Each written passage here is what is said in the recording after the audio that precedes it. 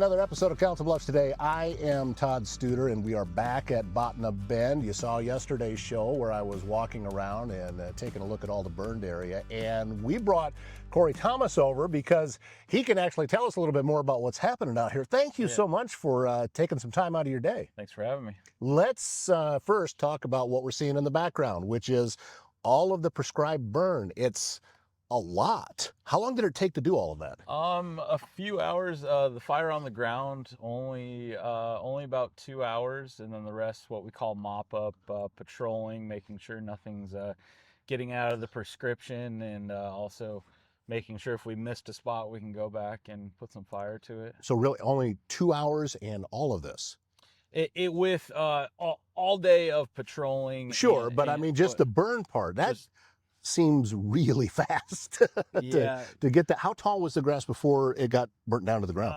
About 6 foot. We have a lot of big blue stem, gets pretty tall, and that's a good native fuel source. So it likes to be burnt, and it goes. I know last year when I was here camping and I walked a lot of the paths through the prairie grass, and yes, it was, I couldn't see past the trail when I was out there. So yeah, it's very tall, but it's also a very unique experience, I think, which is something that is unique to Botna Bend, because this is where I like to go to just relax and unwind a little bit. There's nothing strenuous or like in your face about this park.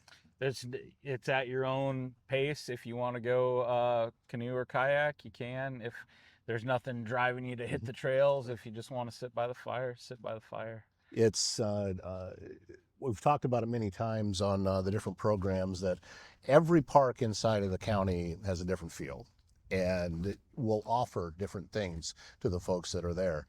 For me, this is my favorite when I'm camping. This is my favorite park.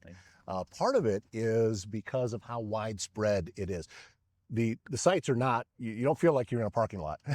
You've got a little room out here, and I know that that's by design. So are you specifically to Botna Bend, or how does it work with you with park conservation? Myself and John Fenner, the head park ranger here, this is what you would call our headquarters. We have Botna Bend Park here, where all of our equipment and office are. Then we also have Old Town Park in Macedonia, and then we have Wheeler Grove Wildlife Area just outside of Carson, and then Farm Creek Wildlife Area just outside of Carson, with a lot of hunting and fishing opportunities. With the wildlife areas, is that, I would assume anyway, there'd be less time, wouldn't it? Yeah, as far as maintenance and different things going on, probably not. You don't have to do as much. There is my question. So luckily, natural areas, they do a lot of the legwork there, whether it be burning or dealing with invasive species. And then John and I are kind of on the public end when it comes to the hunting and fishing seasons. Check it daily. John does a lot of that because he's law enforcement, so just make sure everything's okay, and in the hunting season make sure everyone's being safe. And how are things around the park right now as we're going to be getting back into camping season? I know you can camp here year round, but shower houses are open now, all the water's turned back on in every location, and people are starting to come back out. So is it just a rush right away, or does it just kind of trickle back? It's a trickle back, and that's nice because that gives us time to prepare and ground maintenance, open the buildings, like you said, shower house. And then graduation season, that's when we really start getting a lot of day use. And but also when people's weekends open up, it starts to basically when the kids are out of school, it's free for all. I love this time of year too, but obviously you're ahead of a lot of the bugs. There are bugs out, but we're ahead of a lot of them. And also you can see farther, starting to become green, but the trees are not all leafed out yet. Nope. We're known for our maples here at Botna Bend, and those are providing the shade, but our native oaks are starting just barely to leaf out, so they're going to take some time. But when they do, it's very beautiful. If you have a leak, a clogged drain, or even if you're planning a big remodel, Waldstein Plumbing in Council Bluffs has you covered. With fast, reliable service and expert craftsmanship, handling everything from small repairs to major installations. They're locally owned and trusted and take pride in doing the job right the first time. Residential or commercial, big or small, when plumbing problems strike, they're the ones to call. Visit waldsteinplumbing.com. S&B Country Kennel is the top spot in Southwest Iowa when you need to know your dog will receive only the best. Boarding, daycare, grooming, self-washing, training, and even a membership available to a dog park over an acre in size. S&B Country Kennel also has rescue dogs, so check with them about adoption possibilities. sbcountrykennel.com. That's country spelled with a K. Located just west of I-29 on Bungie Avenue, south of Council Bluffs. When you, I mean, your weekly schedule, is it mowing every week and it's like multiple days, or how does your duties space out for you when doing this? It really depends on the weather. We've had a couple years of drought, and so we could get away with week by week mowing. Had more moisture, so this week we're mowing week by week, and we try to space it out so we can mow when there's not a lot of campers here. So we're not mowing on the weekends and bugging people. Right, yeah. And you've been, well, the mowers were going when I got here on Monday. Saw them a little bit yesterday, and mowers going again today, but there's just so much ground. You got so much to do. We have 99 acres here, and then about 33 at Old Town, and so try to mow Tuesday, Wednesday, get it all done in 2 days so people can enjoy and we're not chasing people off of the ground. And the differences between, you go to the south campgrounds, we're kind of in the middle, and then you've got the north campgrounds, which is over here behind us. Those too also have a different feel, don't they? They really do. The south campground, that's your boat access. That's also your full hookup, so that's a little busier. People want to get in there. And then our middle is a little more spread. That's where you can see the bison and the elk the best, is in the middle campground. Also where our trails are located. And the north, that's, to me, one of my favorite spots because it's much more laid back. Not a lot of people back there, and there's a huge cottonwoods, and it provides great tent camping. That is more rustic and remote on the north side. There is some electricity back there, but I don't think there's water hookups. Is there for the? There's only one source. Okay. Well, there's two, but one for camping. If you want to fill up your RV, but it's next to the flushable pit restrooms, or the flushable restrooms. Right. And but only one source of water to fill up. Yeah, so that is, if you want the more backwoods experience, I think shower houses are in the middle. Yes. Campgrounds, which is why I like being here Yeah. too, because it's so easy to just walk across. And the other thing that I like about it, and especially with the tent sites, you really made them spacious. And the one that I'm on here is, I don't know, it seems like it's almost an acre of ground. It's pretty big, you know. Yeah. The tent sites, you know, a lot of families like to use them, or we have a lot of scouts that use, especially the north. But like you said, I like, you know, you come to camp, you come to be in nature, not be on top of each other. Right. So it's nice to have a lot of opportunity, throw up a hammock or something. It has always struck me as odd that this place isn't packed every weekend. I haven't been out here when it was. Yeah. You know, even at the times that I've come out and wasn't camping on a weekend, and just kind of, because last year, first time I came out, the river was really low. And then I thought, oh, this will be nice. We'll just go and set up camp at the sites over by the river. And we went down there and gotten some rain, and boy, was that water rushing through. It was really moving. Yeah. Now it's full, but it's not moving really fast. And I think it's beautiful out there.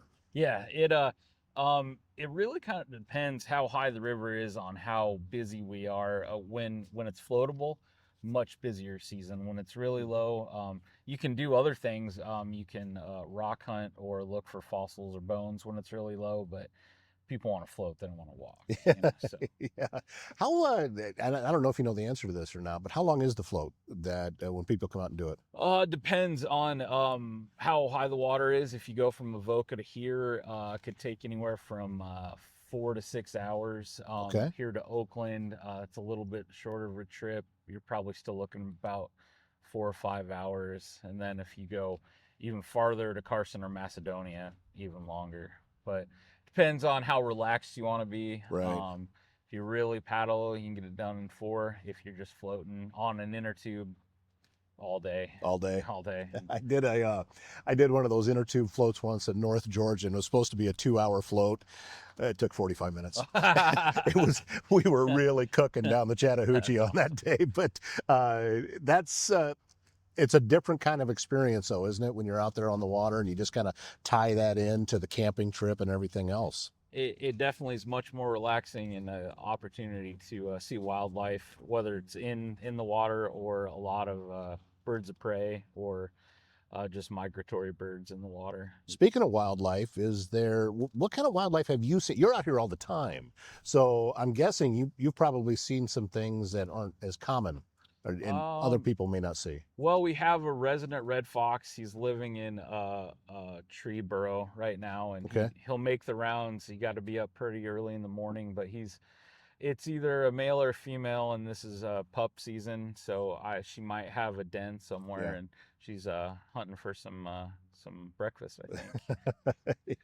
I've been around those before. I was in one place where you could tell it had gotten accustomed to people being around, and taking a plate of hamburgers over to the grill, and yep, here comes a fox. Just follow me though. All right, well, we're just kind of relax. Where was that at? That was in Colorado, Oh, is where yeah. that one happened. So, and actually, I just saw a fox in town in Council Bluffs 2 days ago. In town, I Really? saw one. It was running across the road, had a black squirrel in its Oh, mouth. nice. So that was, yeah, it was kind of a, all right, here's a Wild Kingdom moment that I'm Yeah, having right here that I was yeah. not expecting. And I really haven't seen much since I've been out here for, I mean, the birds, yeah. Yeah, yep. But other than that, haven't really seen a lot. Pretty low key. In the north, if you camp there, usually a herd of does will come through in the morning. Did you hear the coyotes last night? I heard something. Yeah, I did hear them. It sounded like on the other side of the river, I think, Yep, is where I heard you it. can, because the river just carries the sound, and I think they're right on top of you, but they could be forever away. But Right. yeah, they're really haunting, beautiful sound at night. But just a neat canine to watch. Yeah, there's so much to take in when you're out here. Being out here every day, does it lose a little bit of the magic for you since you just kind of get used to it, or is it still? Can you still say, okay, I really appreciate what I get to do for a job? I definitely am lucky. I think with any job, you kind of get a little used to it, but then you kind of get on the micro level. And we were working on a dead oak tree today, and you got to see the gallery of some of the bugs on the outside that have killed that tree. And they're invasive and they're bad, but you can still marvel at what they've done and what they're doing. And even though they're bad, you're just lucky that you get to witness it. Yeah, you talked about invasive, and we talked before we got started. There's a lot of this prescribed burn does take care of invasive species, or at least keeps them at bay a little bit, right? Yep, exactly. Right now, honeysuckle is really trying to take hold, and autumn olive, and a lot of this prescribed fire will set back the invasive non-native species. They're not used to fire, and our native plants are. They like it, they need it. And so when you have a plant from Asia or Europe that's not used to fire, it kind of really hurts them back. You can see some of the honeysuckle there that's already starting to wilt. The way that it's burnt down the bank, was that planned, or did it just kind of happen? And I know it's something you were after, but I'm just wondering whether that was just part of the processes you were going through. Service Master Restore by Schmader knows it can be hard to get things back to normal when you've suffered serious property damage due to flooding, fire, or smoke, and that can oftentimes lead to mold, and you may be left with all sorts of questions about how to get your home or business back to normal. It's easy. You give Cindy Schmader a call with Service Master Restore by Schmader. Her phone number, 402-339-9911. Tired of hot rooms, harsh glare, and zero privacy? Tint Advantage has the solution. With advanced window film, you can cut heat before it even enters your home or business, reduce glare on screens, and keep your natural light in view. And with smart film, your glass goes from clear to private in seconds. Total control, right at your fingertips. Comfort, privacy, and efficiency, all in one upgrade. Visit tintadvantage.com and take control of your space today. Yeah, it was definitely a part. We have an igniter at the bottom that would take the fire into the wind Okay. and eventually go up slope and try to.